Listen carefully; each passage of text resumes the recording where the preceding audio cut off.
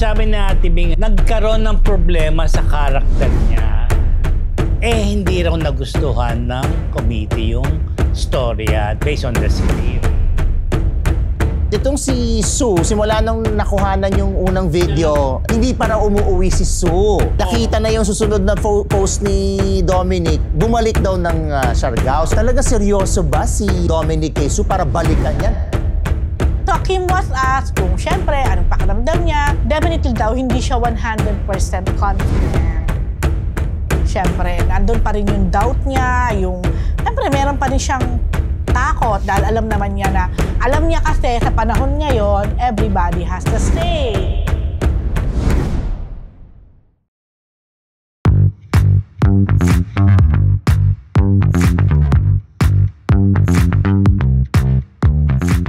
Oh, Marites! Generous Marites! Uy, last time diba? sweet. 43 days siya lang bago ang Pasko. Alam niyo na. Ito na naman po ang Falcon, mga Marites, si Chika at Trika. Pero bagong lahat, batiin ko muna ka ng good morning, good afternoon, good evening, good morning. This is your Dean, Junardo. Yes, generous! Marites! Yes, diba? Alam mo na, ako po ang inyong unbearable Professor Ambet Nebus. At ang inyong PhD, Rose Garcia. Generous! Ganon! Generous na generous! Ang inyong mega lecturer! Start po! Kailangan minamanifest kasi. Welcome to Marites University! Nag-manifest kami kagabi.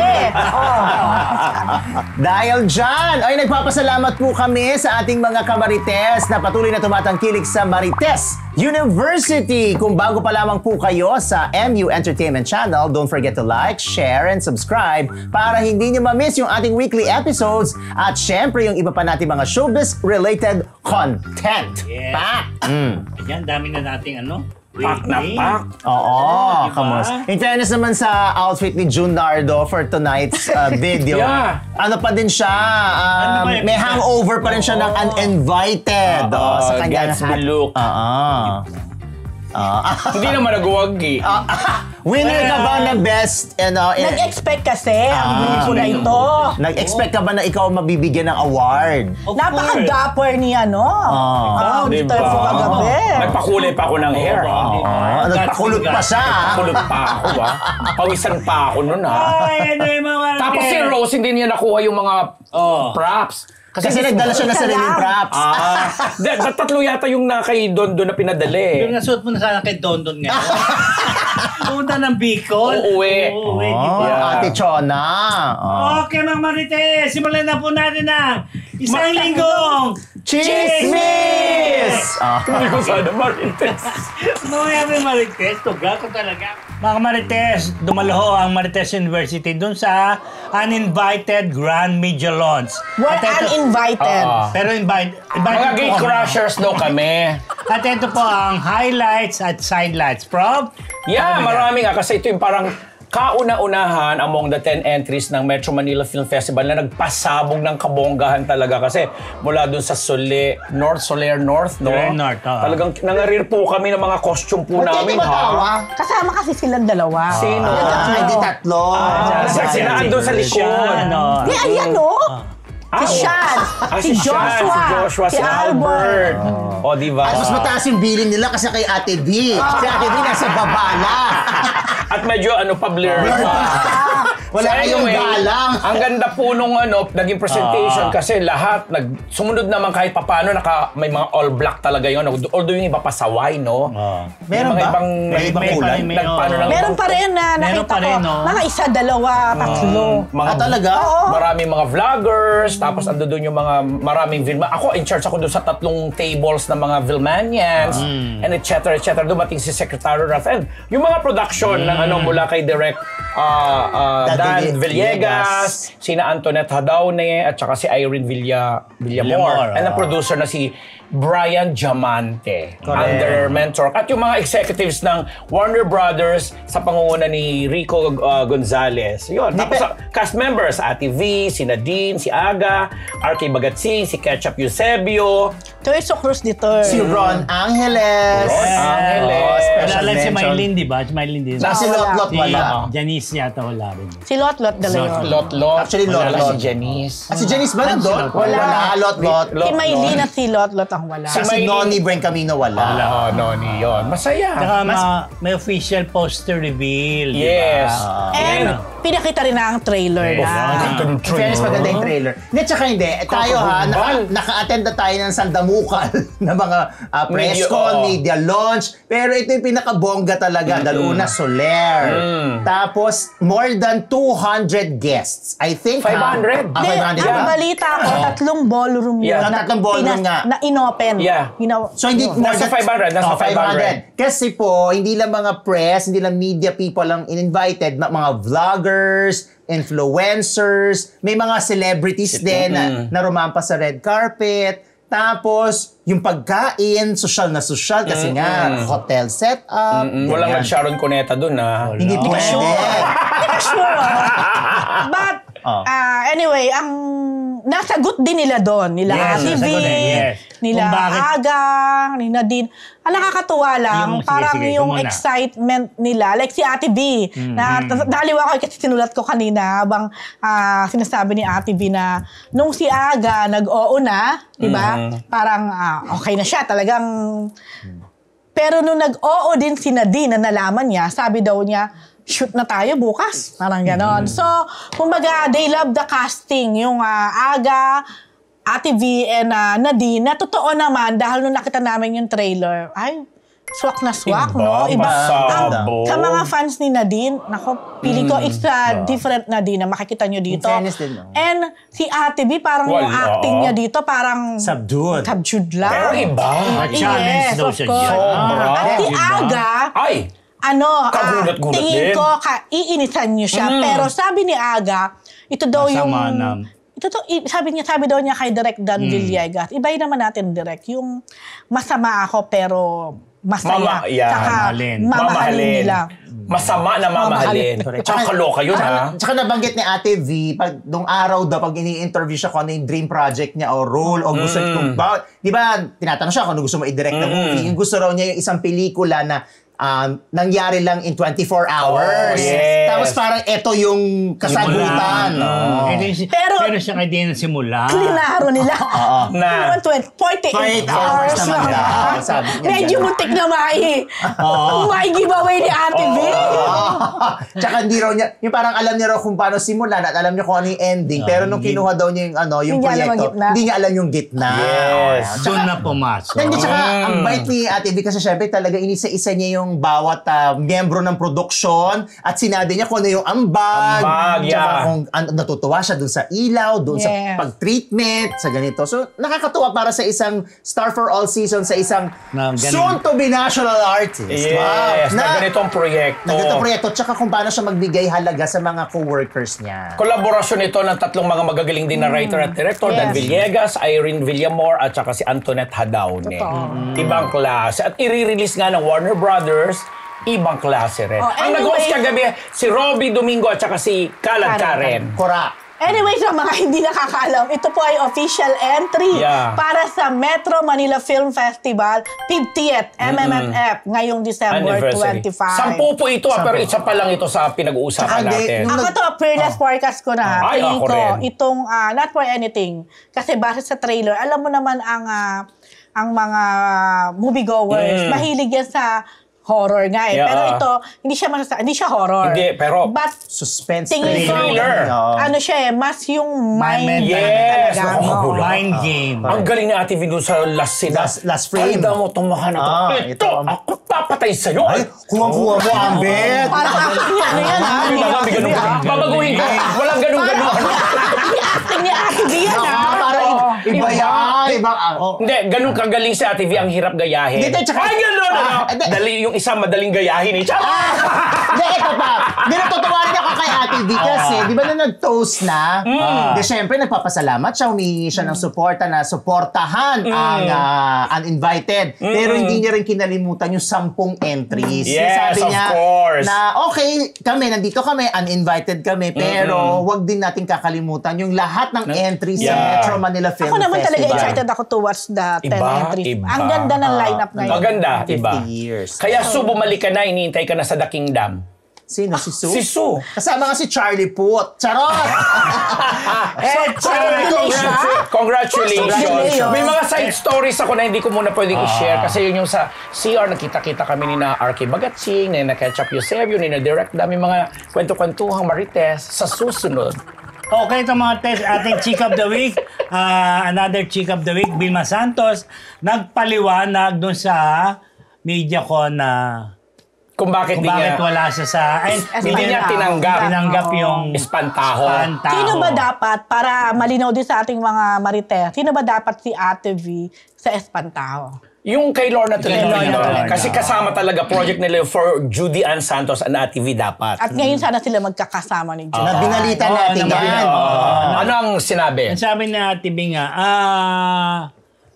nagkaroon ng problema sa karakter niya nung sa meeting. So, sa habang inaayos yung script, isinambit pala to based on the script, sinambit yun. Doon sa, di ba yun ang requirement ng first 5, yung based on the script na pinipili, yung sa last 5 based on the finished product. Hindi raw nagustuhan ng committee yung storya nung based on the script. Kaya, kumbaga, isa rin daw nakikipag-meeting dito sa uninvited na nung okay na, pinagpaalam naman niya kay Attorney Joji at kay Direk Chito. Kay Direk Chito na tatanggapin niya itong uninvited. Binigyan naman siya ng go signal ni Attorney Joji na producer ng Espantaho na anak ko rin yan. He's my son. I'm going to watch your movie. Anak din niya si Direk Dan dahil sa kanya nagsimula. Villegas. Dahil siya, si Attorney Joji nagbigay ng breakdown. Alam ko kung tama ko yung English only please. Ayan, yung Jeneline Mercado na MMF din. Tsaka sunod-sunod na yun. After that, dire-diretso na si Dan. Tsaka si Antoinette Hadaon. So, malinaw. Lahat naman nagkakaintindihan. Nagkaintindihan yung producer sa TV. Maayos naman yung pakipag-usap niya kay Dan Villegas. Kaya, all's well that ends well. At ang maganda Sabi daw doon. ni Attorney Joji kay Ate V, sabi niya, ay okay yan si Direk Dan. Kasi nga, kumbaga, anak-anakan din niya ni Attorney Joji. At sabi ni Attorney Joji, sigurado ko panonoorin ko ang pelikula niyo.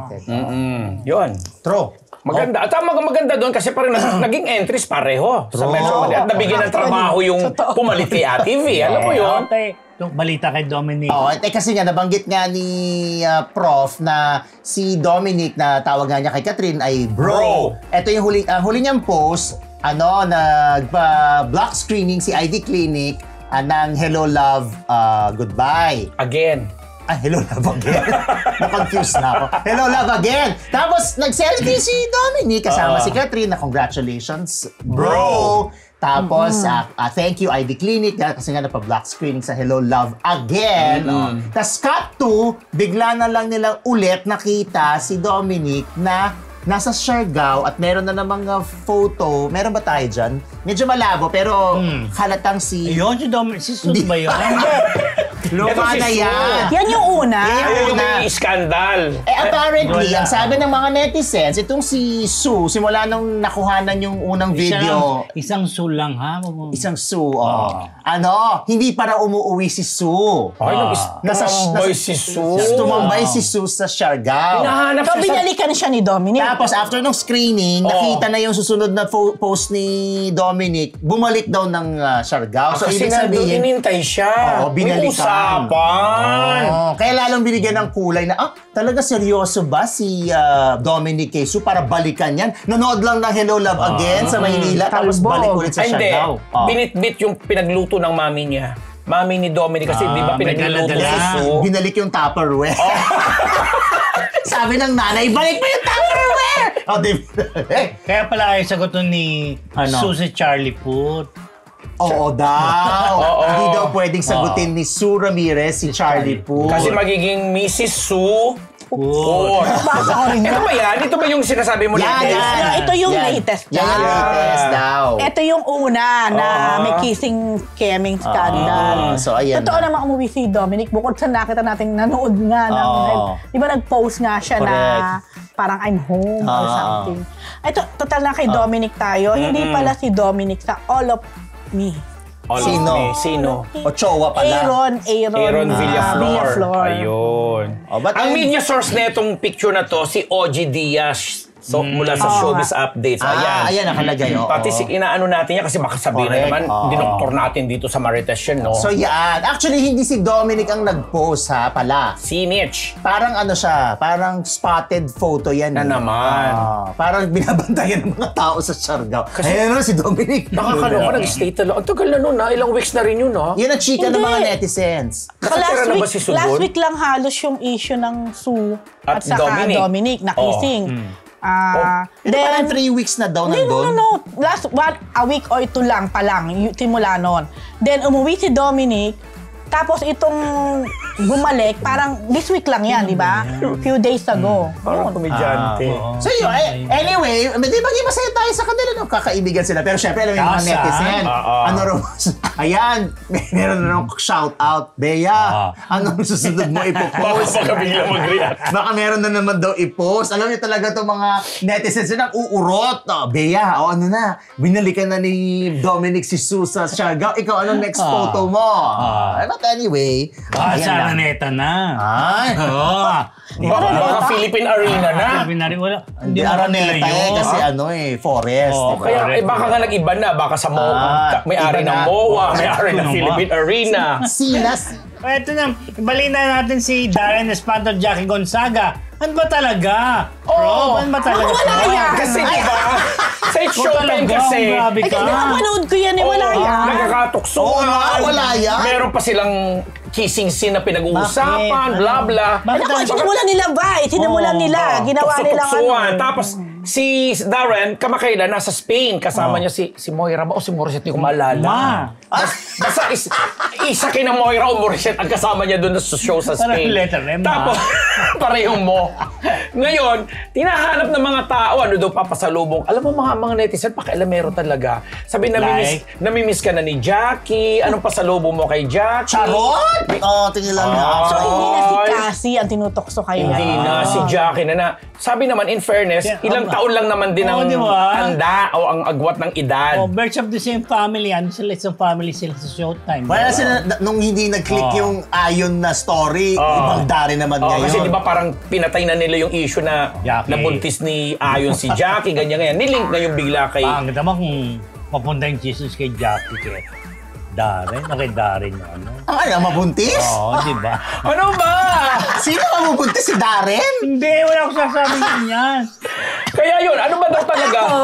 Naniniwala ako na wala yan. Wala yan. Tigilan na natin So yan. for the show lang yan. Oo. Alam niyo naman sa It's Showtime. Baka alam mo siyempre yun. tuksuhan yung parang... Tukso lang. Oo, hintayin na lang natin. Pero minsan yung December. tukso. Asaran. Yan. Although alam naman natin, minsan yung mga nagkakatuluyan nagsimula sa tuksuhan. Parang kayo. Sino? At saka minsan, pag tuksuhan, Like yung tukso. half meant. Oo, ay, ito na. Hayaan Ang sila kung tanong, Oo. ano ba Darren? Ano? Eva Darren. Eva Darren! Binalik mo na naman. Kim Chiu, Tanduay Calendar Girl. Ayan. Sexy, oh. Ayan. Sexy. Ang sexy ni bakla, di ba? Pero knowing Kim naman, talaga naman kinarir niya yan.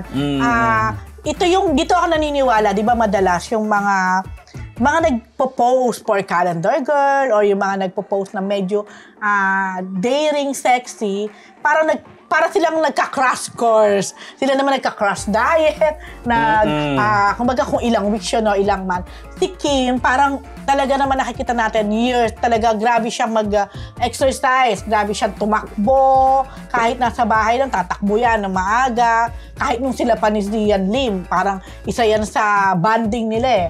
ngayon iba na ang kabanding niya. Ngayon iba na ang kabanding niya. Of course. Iba na ang kasama niyang tumatakbo. At nag-gym. At nagbabike din yata.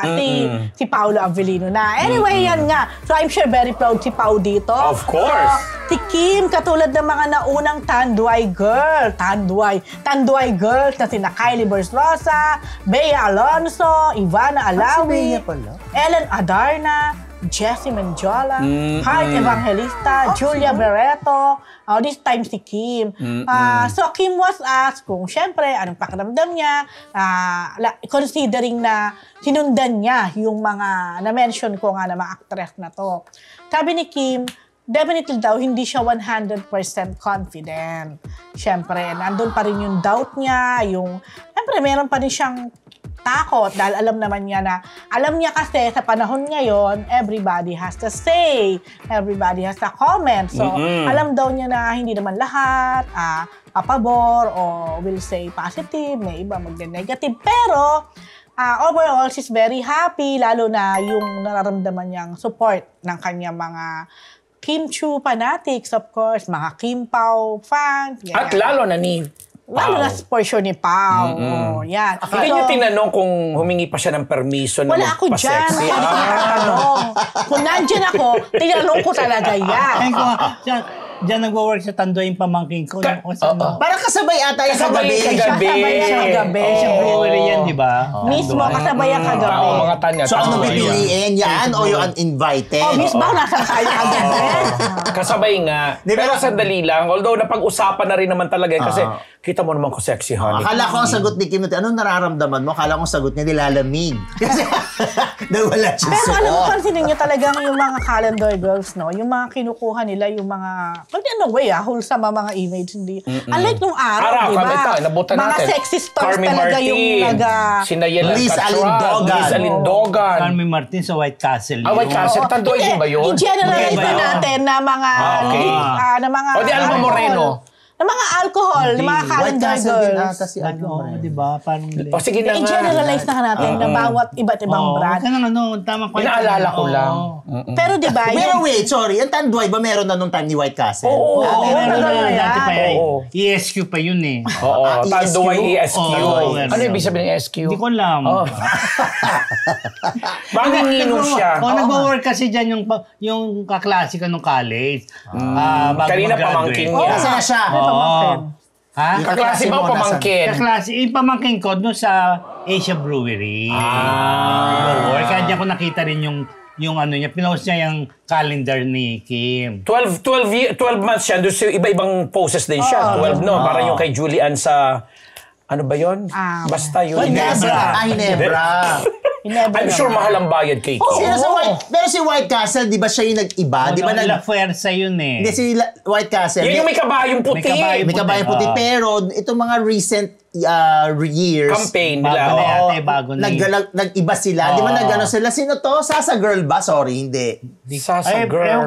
Basta nanawagan si Sasha Girl, hindi ko lang kung yun ang kanyang naano. Oo, parang nag-iba si White Castle. Tama na yan. Di naman tayo nag-iinuman. Tsaka dito pinapadala. Buti pa ang San Miguel Beer. Thank you po sa inyo.